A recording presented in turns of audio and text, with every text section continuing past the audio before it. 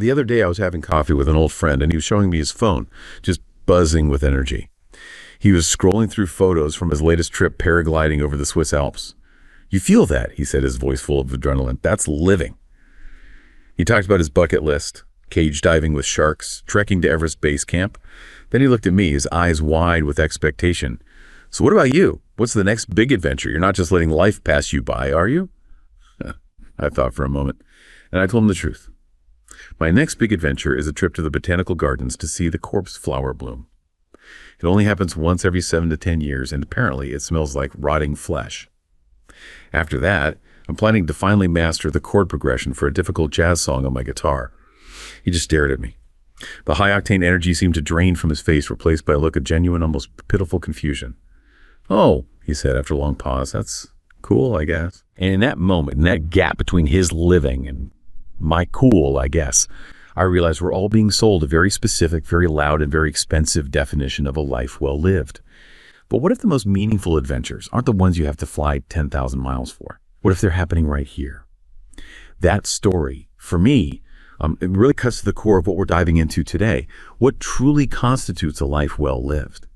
You know, is it the grand stuff, the externally validated achievements, the paragliding, the shark diving, the Everest treks, or is it maybe something quieter, more personal, deeply felt? Our mission today is to really dig into these contrasting visions of fulfillment. We're looking at everything from, well, psychological studies to ancient philosophies to help unpack this and maybe help you figure out what truly resonates for your own journey. That a friend of mine, with his high-octane energy and that endless bucket list, he's kind of a perfect reflection of this pervasive cultural pressure. It's that feeling we all get sometimes, right? That unspoken expectation that to really live, you have to go big or go home.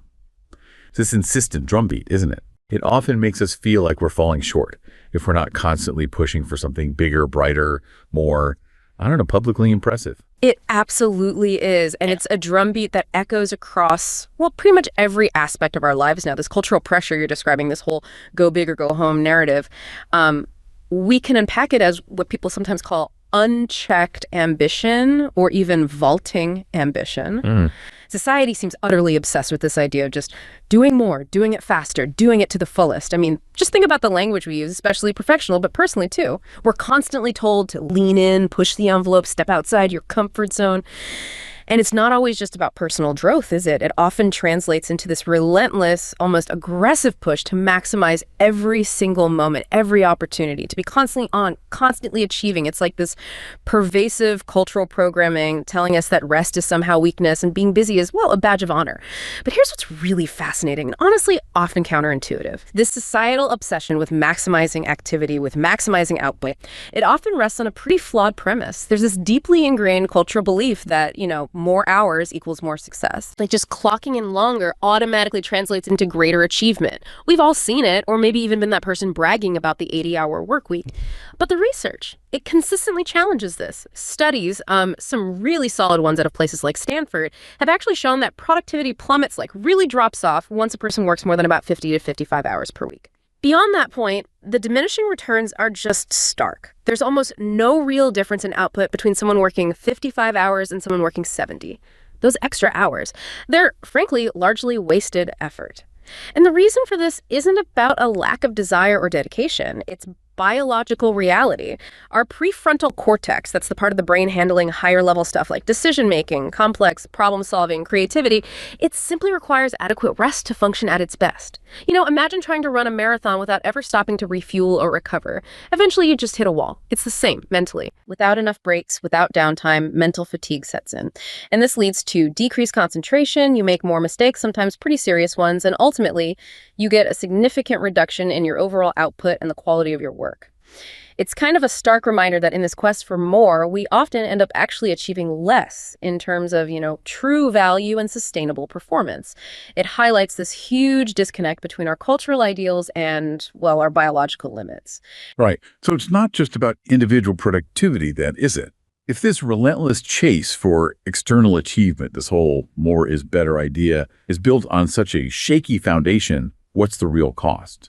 For us as individuals, and maybe even for our communities, I feel like we're constantly on this treadmill, a treadmill designed to make us feel inadequate if we're not always pushing for the next big thing, the next rung of the corporate ladder, the next exotic stamp of the passport. What's the psychological price we pay for living in a society that just champions endless expansion? That's such a crucial question. And the costs, they're pretty far-reaching. If you look back historically, Western philosophical traditions have often tied happiness, or eudaimonia, as the Greeks called it, to external achievements and this sort of vigorous engagement with the world. From ancient Greece thinkers like Socrates, Plato, Aristotle, right through the Enlightenment, the idea of a good life was frequently defined by cultivating virtues, using rationality, asserting individual autonomy. Aristotle, for example, talked about eudaimonia as flourishing. And for him, that meant realizing your full personal potential. But it wasn't just sitting around the thinking. It often involved active participation in civic life, mastering a craft, making significant contributions. This perspective has really profoundly shaped our modern Western idea that we have to make something of ourselves. And that often gets translated into outward displays of vigor and activity to prove we have a life worth living. Even thinkers like Epicurus, who focus more on tranquility and pleasure, or the Christian tradition emphasizing self-realization and love, while they've often framed happiness in a context that, while maybe internally focused, still frequently results in this drive for outward action and impact. The challenge really arises when this drive to make something of ourselves becomes solely focused on those external, measurable metrics, and we lose sight of the deeper intrinsic values. And you see this historical emphasis playing out so clearly in our modern pursuit of success, particularly maybe in the entrepreneurial world. It's everywhere. That relentless drive to innovate, to raise huge amounts of capital, to disrupt whole industries, to set these, what are often called lofty goals. These goals, almost by their very nature, are measured and validated externally. Think about billion-dollar valuations, capturing market share, getting headlines in major business publications. The whole ecosystem of venture capital, a startup culture, it's built around this very idea of scaling up fast, achieving grand, often global impact. The narrative is always about the next big thing, exponential growth, becoming a unicorn. And that puts immense pressure on people to constantly deliver on an increasingly grand scale. But this kind of ambition, when it's pursued without a really strong ethical foundation, it can quickly become that unchecked ambition and lead to truly catastrophic consequences. We see these cautionary tales throughout history and even in literature. They remind us that chasing external success, when it's untethered from integrity, can be deeply destructive.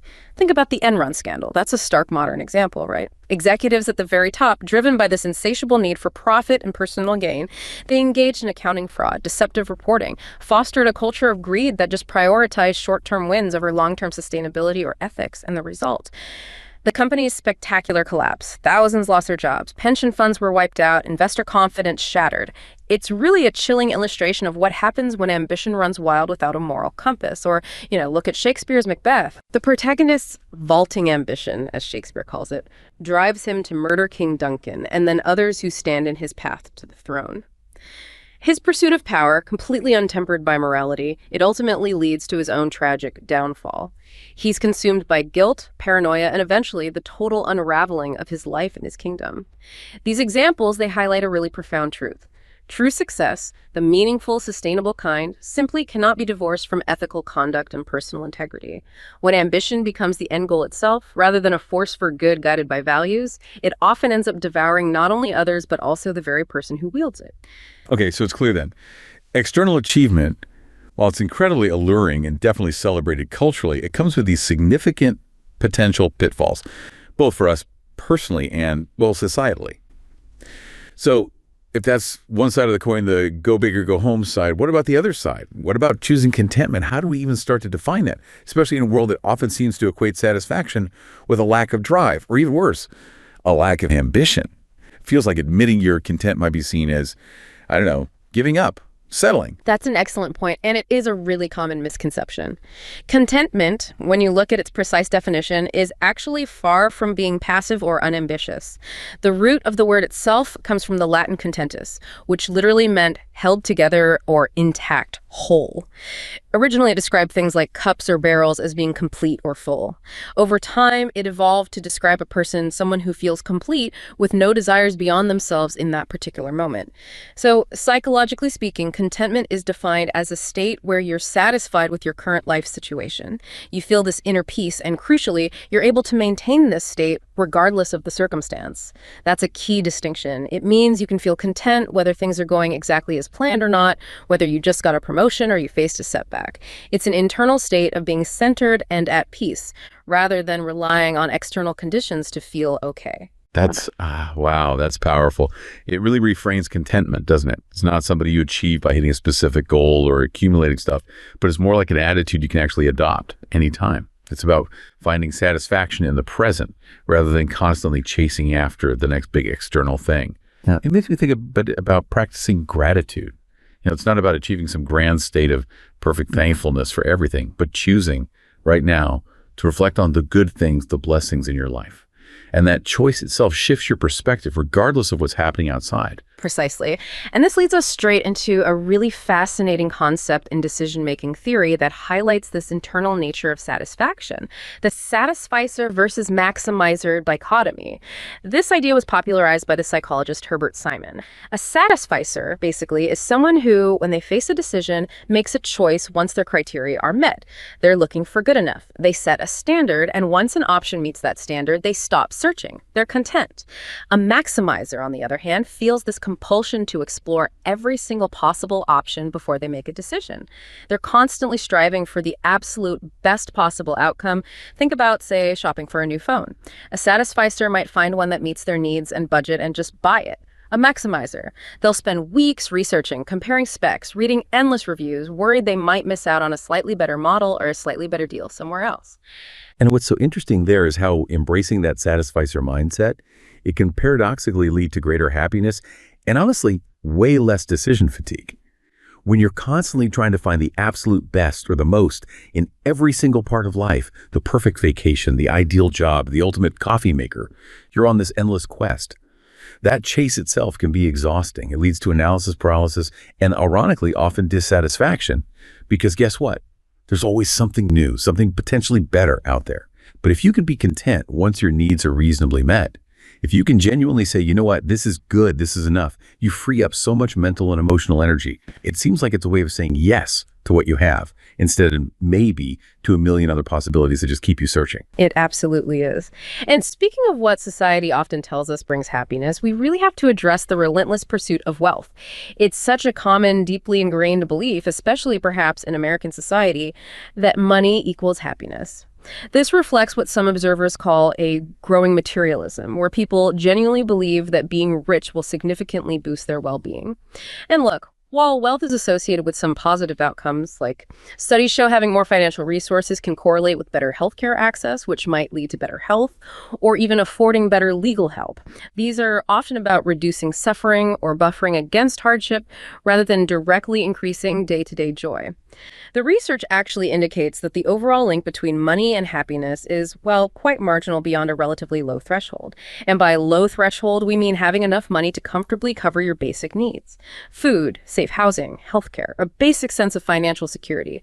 Beyond that point, let's say, enough to live comfortably without constant financial stress, money actually has a very small, almost negligible impact on your overall happiness. This is captured by this economic concept called the diminishing marginal utility of income, or DMUI. It suggests wealth and happiness have this sort of curvilinear relationship. Think about your favorite dessert again, that first bite. Pure bliss. The second is still great. But by the fifth bite, are you really getting that same surge of pleasure? Probably not. That's basically DMUI. The more you get of something, the less additional happiness each new unit brings. Yet our society keeps pushing us to crave that fifth bite, even when it might just leave us feeling kind of bloated or numb. This common misconception often steers people down this path of relentlessly chasing success, defined primarily in financial terms, instead of pursuing a life that prioritizes contentment and happiness from other, more sustainable sources. So just chasing a bigger bank account doesn't automatically lead to a better life or deeper happiness. It sounds like it can become an end in itself rather than a means to actually feeling fulfilled. It's like we get caught in this loop where the pursuit of money for happiness ends up replacing the actual experience of happiness.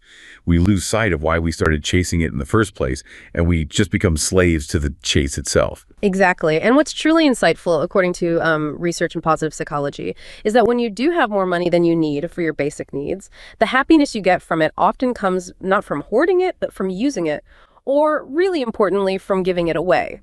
This is sometimes described as an outflowing of one's life state. Happiness, in this view, is seen as this in and out flow of energy, generosity, acts of kindness, investing in experiences rather than just accumulating more stuff. These tend to yield far greater and more lasting satisfaction. Just trying to pile up more and more money, believing it inherently brings more happiness, can actually lead to the opposite result. Precisely because the pursuit of money unintentionally becomes the ultimate end, overshadowing the real goal of fulfillment and cutting off that vital outflowing connection. Beyond just money, our individual capacity for contentment is also really shaped by this complex interplay of personality, our genes, and the kinds of goals we set for ourselves. Research suggests there's this fascinating interaction between our biological predispositions and our lived experiences when it comes to well-being. Now, genetics don't dictate our destiny, but studies in behavioral genetics have found that genes can influence a person's sort of baseline happiness set point, a level of contentment they tend to return to. For instance, there's a known positive correlation between certain personality traits, like those in the widely accepted Big Five model, and happiness. Specifically, extroversion, that trait describing people who are generally sociable, energetic, assertive, it's strongly and positively correlated with happiness. Meaning, the more extroverted someone is or behaves, the more likely they are to report positive emotions and well-being. Conversely, neuroticism, or emotional instability, characterized by anxiety, moodiness, irritability, that's negatively correlated. The more neurotic an individual tends to be, the more likely they are to be unhappy. But it's not just about how you're born, it's how these predispositions interact with your choices. Interestingly, studies have also found that higher levels of contentment correlate with lower levels of materialism and greed. This really underscores how an internal disposition, focusing on intrinsic values rather than just external acquisition, can significantly influence your state of contentment. It's a powerful reminder that while we might have a genetic blueprint, our conscious choices and the traits we cultivate play a huge role. And then on the goal-setting front, achieving goals that are genuinely important to you and align with your personality that can significantly contribute to feelings of confidence and mastery. And those are fundamental building blocks for contentment. The key here, according to positive psychology, is setting what are called optimally challenging goals. These are goals that aren't too easy because that leads to boredom, lack of engagement, but also not too hard, which leads to frustration, anxiety, maybe a sense of defeat. They need to be just right. Stretching your capabilities, requiring effort, pushing your boundaries, but still remaining within reach. Like your example earlier, learning an instrument, trying to play a symphony after one lesson. Too hard. Only playing Twinkle Twinkle Little Star forever. Too easy. An optimally challenging goal might be mastering that specific, slightly complex jazz chord progression you mentioned, or learning a new challenging piece that requires focused practice but is clearly doable with dedication.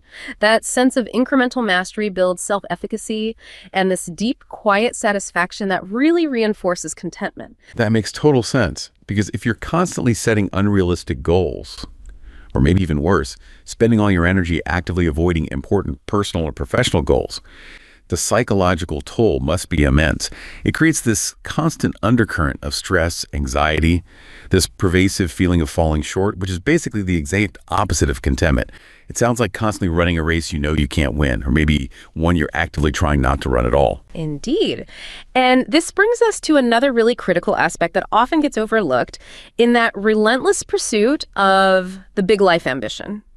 Prioritizing self-care. We need it for sustainable ambition. In our culture of perpetual hustle and external validation, it's just so easy to neglect our mental and physical health. We push ourselves to the limit. We sacrifice essential things like sleep, healthy food, exercise, moments of rest, or just plain joy.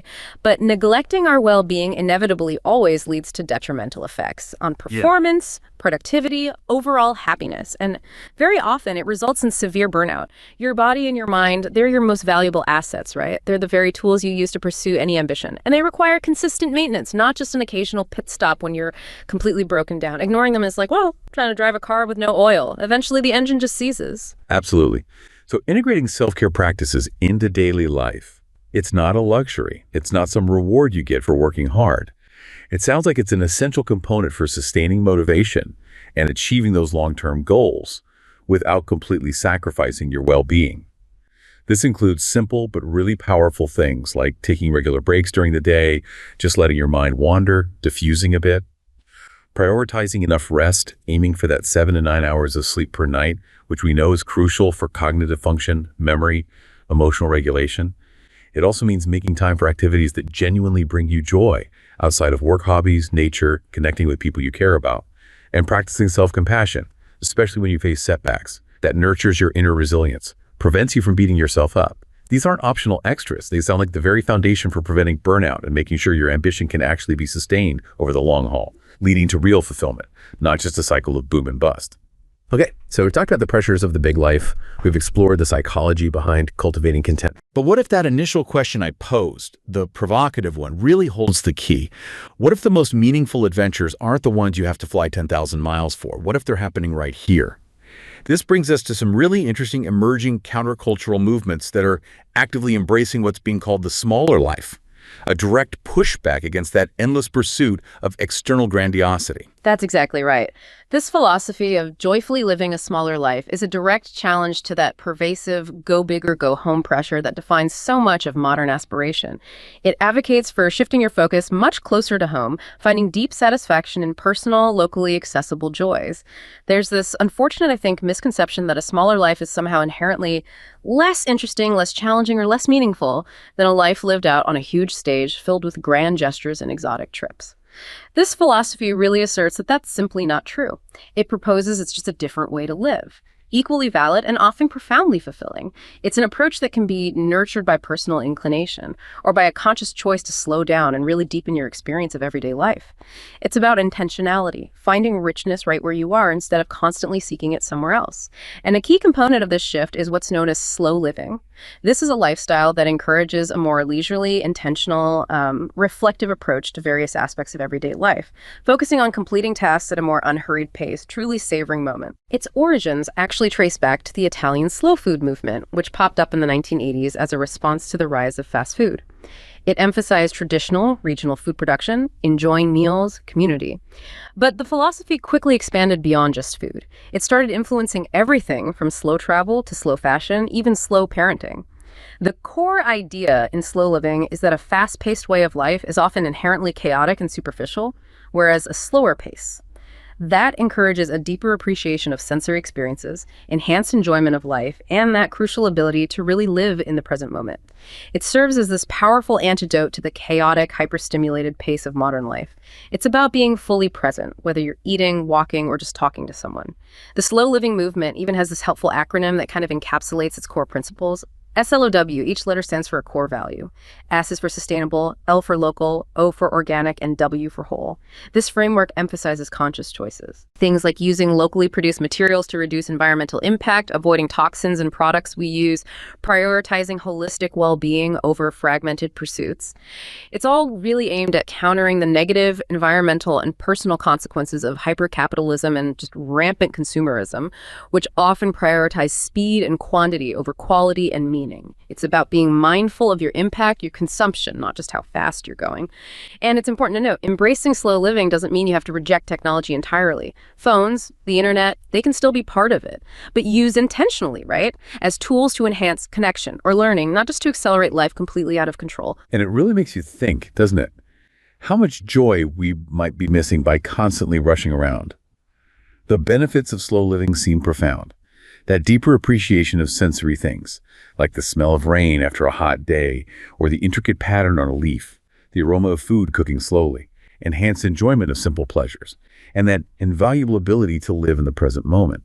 It feels like such a direct counter to the chaotic pace that often leaves us feeling perpetually behind, perpetually distracted, and always longing for the next big thing instead of just appreciating this thing right now. Absolutely. And this concept of the smaller life ties right into localism. Localism, in this context, highlights this deliberate focus on your immediate surroundings, your community, rather than solely relying on global experiences for fulfillment. It's about cultivating deep roots right where you are, investing your energy in the people, the places, the activities that are genuinely accessible to you.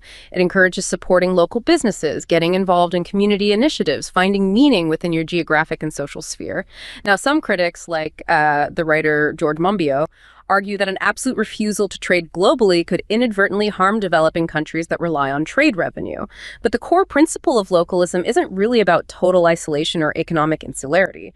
Rather, it's about prioritizing what's accessible, building strong, resilient local foundations that contribute to well-being, a sense of belonging, while still, engaging with the wider world mindfully. It's about balancing that local investment with global awareness. That's exactly where my corpse flower adventure fits in. Instead of flying halfway around the world to see some wonder, I'm excited about seeing this rare, weird bloom right here in our local botanical garden. The rarity, the sheer audacity of a plant smelling like rotting flesh that's an adventure in itself, but it's right in my backyard. Or finally mastering that challenging jazz guitar chord progression that's a locally accessible challenge, right? A personal Everest I can climb in my living room. Or just walking in a beautiful neighborhood park, noticing the seasons change, the light.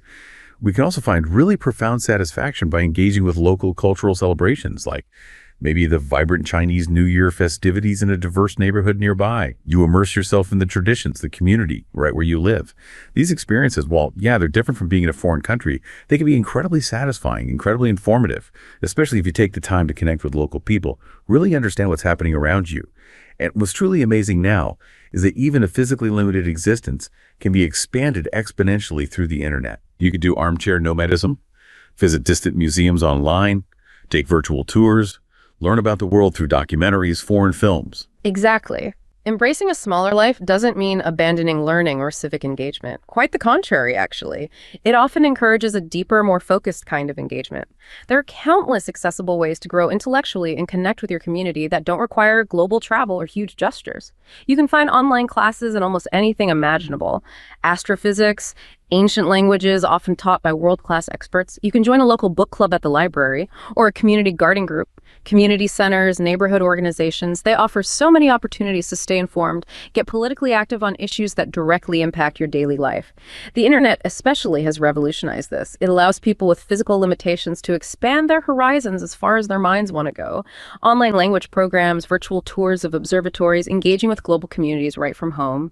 It's really about choosing depth over just breadth and making meaningful connections right where you are. And this leads us quite naturally to another powerful countercultural movement, one that challenges perhaps the most ingrained aspect of modern society: the work less, achieve more paradigm. This is a direct challenge to that pervasive hustle culture that tells us constant busyness and long hours are the only way to succeed. So many people have been conditioned to believe longer hours equals greater success. This philosophy just turns that idea completely on its head. It's not about being lazy, not at all. It's about working strategically, working smarter, working with purpose, recognizing that just putting time in at the office isn't the same thing as productive output. And you see practical applications of this in really powerful principles like the Pareto principle, the 80-20 rule. This principle, named after the Italian economist Vilfredo Pareto, suggests that roughly 80% of your results come from only about 20% of your efforts. For example, maybe 20% of your customers generate 80% of your sales, or 20% of your tasks yield 80% of your project's progress. By identifying and really focusing on those high-value 20% tasks, the critical few that truly move the needle, you can dramatically increase your productivity without necessarily putting in more hours. Another crucial concept here is deep work, highlighted by author Cal Newport. This involves scheduling blocks of uninterrupted, highly focused work time, free from distractions, no notifications, no emails, no meetings. Dedicating just a few hours to truly immersive, cognitively demanding work can yield far greater results and higher quality output than a scattered, distracted 10-hour day spent juggling dozens of shallow tasks. It's about prioritizing the quality of your focus over the sheer quantity of hours. It's such a transformative idea, isn't it? That rest and recovery are not signs of laziness. They're productivity superpowers. Our brains just aren't designed for constant, prolonged focus. Neuroscience shows that the prefrontal cortex, our brain's command center, needs regular breaks. It needs adequate rest to function optimally. That downtime is crucial for consolidating information, forming new ideas, solving complex problems. Getting enough sleep, aiming for that 7 to 9 hours a night, is critical not just for physical health, but for memory, decision-making, emotional regulation, creative thinking. Even just working in alignment with our natural ultradian rhythms, these roughly 90-minute cycles of peak focus, followed by 15-20 minutes of lower energy that can significantly boost effectiveness. If you learn to recognize those natural ebbs and flows, you can schedule your hardest tasks during your peak focus times and use the lower energy periods for easier stuff, or importantly, essential breaks. And that's precisely where creativity fits in. Constant overwork actually stifles creativity because it deprives the brain of the necessary mental space. You need that space for new ideas to emerge, for innovative problem solving to happen. When you're perpetually in survival mode, just trying to complete tasks, respond to demands, there's very little room for those serendipitous aha moments, those connections between seemingly unrelated ideas that lead to breakthroughs. Intentional downtime, on the other hand, whether it's going for a walk, taking a shower, just letting your mind wander, that actively nurtures creativity. It allows your brain's default mode network to activate, connecting different neural pathways, fostering novel insights. So many famous creative breakthroughs, from scientific discoveries to artistic inspirations, happen during periods of rest, not intense work. Ultimately, working less, working smarter, it sounds like it profoundly boosts emotional well-being. It reduces stress, actively prevents burnout. It creates a healthier work-life balance, which really seems like the very foundation for sustained achievement and happiness. It's about finding that sweet spot, right? Where you're effective, you're creative, and you still have the energy left over to actually enjoy the non-work parts of your life, your relationships, hobbies, personal growth. This balance isn't something that takes away from success. It sounds like it's what fuels it, creating this positive feedback loop that leads to greater fulfillment and sustained high performance over the long term. This whole discussion, whether we're talking about grand adventures or quiet contentment, it naturally leads us towards humanity's most enduring, most profound philosophical question.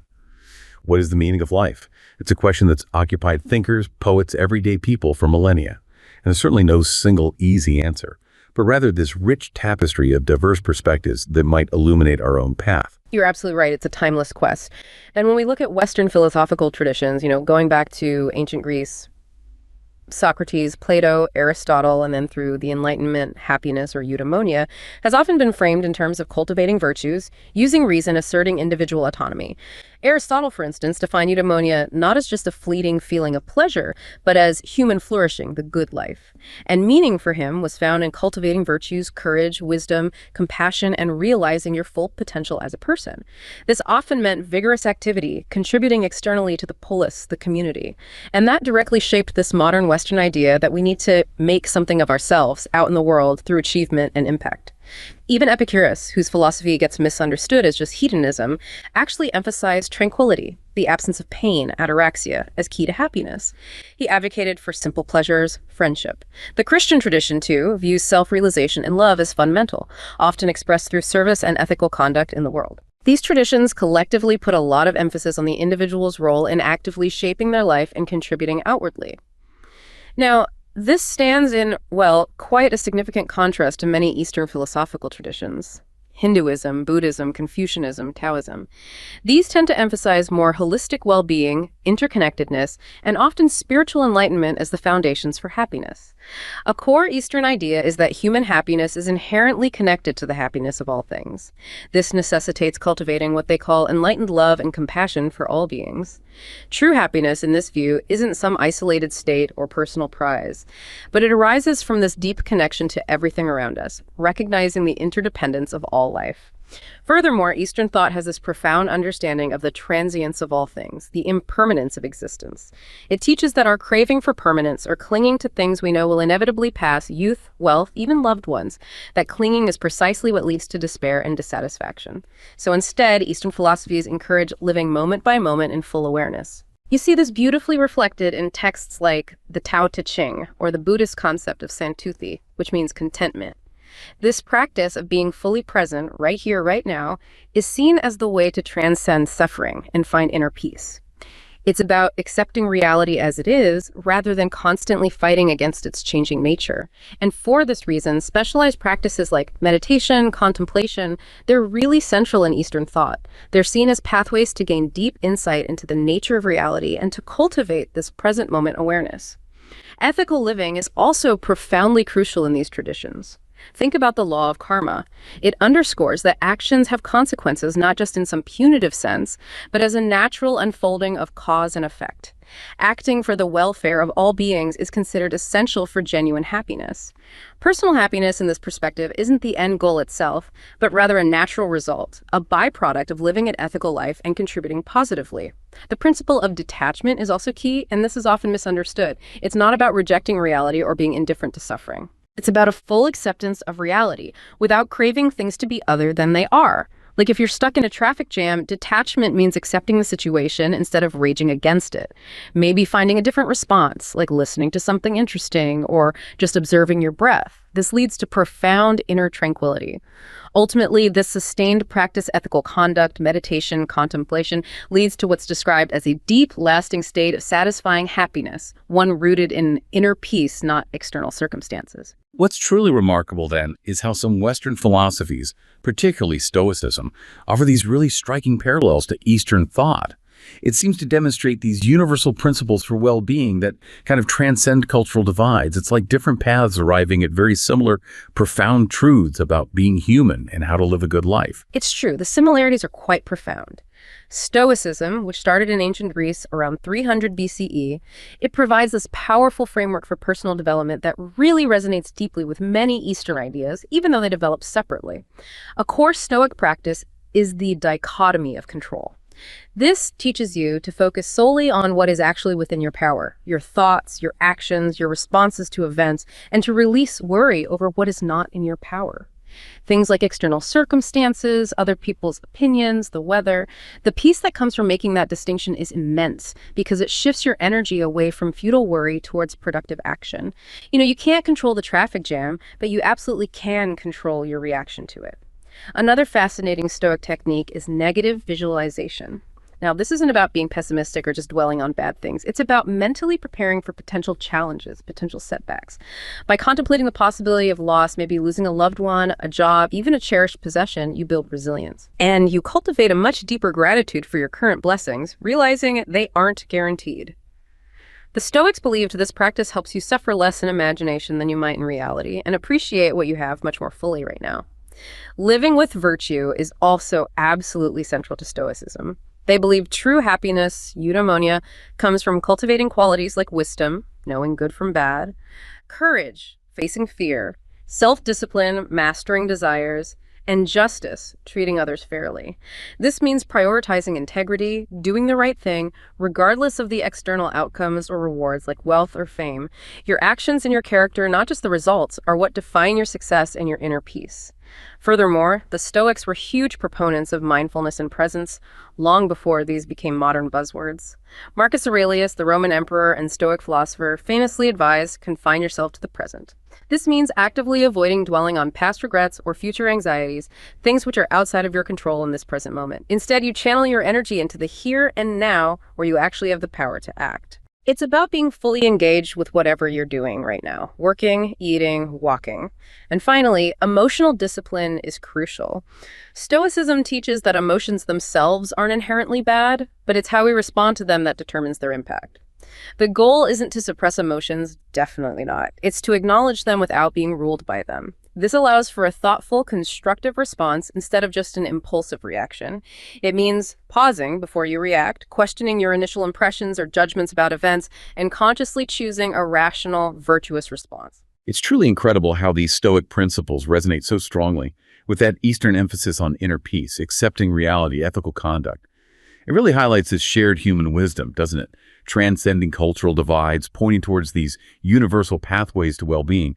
It's not about becoming emotionless like a robot, but about understanding and channeling our emotions, cultivating this profound internal freedom. And this whole philosophical journey, it ultimately leads us, I think, to a more actionable way to frame that classic question. Instead of asking the huge, abstract, what is the meaning of life, which can feel just overwhelming, maybe unanswerable, a more fruitful, more empowering question is, what gives my life meaning? This shifts the focus away from some universal, maybe unattainable answer towards something deeply personal and practical, something you can actually explore and cultivate every single day. And insights from modern positive psychology and also from Viktor Frankl's logotherapy strongly support this reframe. Frankl, the psychiatrist who survived the Holocaust, he observed that those who found purpose, even in the most extreme suffering, were more resilient. He proposed that individuals find meaning not just through grand endeavors, but through three main avenues. First, through creativity or work contributing something unique. Second, through love and relationships, experiencing the value of others. And third, even when facing unavoidable suffering, by choosing their attitude towards it. Crucially, this meaning is often found not just in big, abstract concepts, but in the small, everyday experiences. That quiet act of kindness, a moment of profound connection, the satisfaction of finishing a task well, or just simply appreciating beauty in the mundane. It's about cultivating awareness and appreciation for the countless moments that actually make up your unique life. So we really unpacked a lot here. The societal pressures of the big life, explored the inner landscape of contentment, journeyed through these diverse philosophical traditions, ancient Greece, Eastern thought, the practicality of Stoicism. Now, let's try and bring it all together. It seems pretty clear that embracing a smaller life, or cultivating contentment, it doesn't mean abandoning ambition entirely, not at all. It feels more like recalibrating its direction, its definition, moving it away from just external validation towards something more like internal fulfillment. Exactly. True, sustainable success seems to involve this really delicate balance between ambition and a whole host of complementary qualities. Things like humility, which keeps you grounded, open to learning. Realism, making sure your goals are achievable, not just fantasy. Morality and integrity, ensuring your pursuit is ethical, aligned with your values. And a strong sense of responsibility for your actions and their impact. When ambition is balanced with these other elements, it transforms. It goes from being a potentially destructive, self-serving force into a powerful, constructive drive that serves both yourself and the world around you. It becomes a force for genuine growth, not just acquisition. And this is where that concept of stretch goals becomes really relevant, differentiating them from those lofty goals we talked about earlier, the ones often prioritizing external validation. Stretch goals are challenging, yes. They require effort beyond the norm, inspire growth, push your boundaries. But critically, they are also within reach with focused effort. And they're designed not to sacrifice your well-being or other vital parts of your life, relationships, health, community. It's about purposeful challenge, not self-destruction or It really reinforces that idea, doesn't it? That the scaled-down triumphs of the smaller life are no less sweet than the dramatic ones that make the headlines. Those personal, quieter achievements like mastering that jazz chord progression or seeing the corpse flower bloom and appreciating its unique weirdness or successfully learning a new skill that empowers you, these hold profound, deeply satisfying value. Even if they don't end up on a global bucket list or earn you millions, their value is intrinsic, personal. They absolutely do. Genuine success, the kind that brings lasting satisfaction and lets you sleep at night with a clear conscience, it's intrinsically linked to aligning your ambition with your core values, your ethical principles. When your pursuit of goals is congruent with who you fundamentally are and what you believe is right, the sense of deep satisfaction of fulfillment is immeasurable. It's about achieving greatness on your terms with integrity, rather than just conforming to some narrow, externally imposed definition of success. That alignment creates a kind of inner peace that no external achievement alone can ever provide. And here's a crucial point to maybe reiterate. Happiness and a balanced life, they don't detract from success. In fact, they fuel it. When you are less stressed, more fulfilled, when you have a healthier work-life balance, when you're nurturing your inner peace, you're actually more engaged, more motivated, more resilient, and ultimately more productive and creative.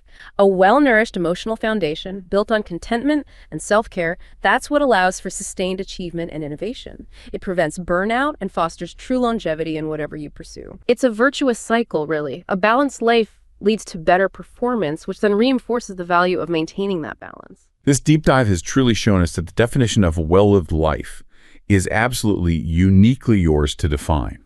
Cultivating contentment, appreciating simple blessings, focusing on inner peace, these are not lesser paths.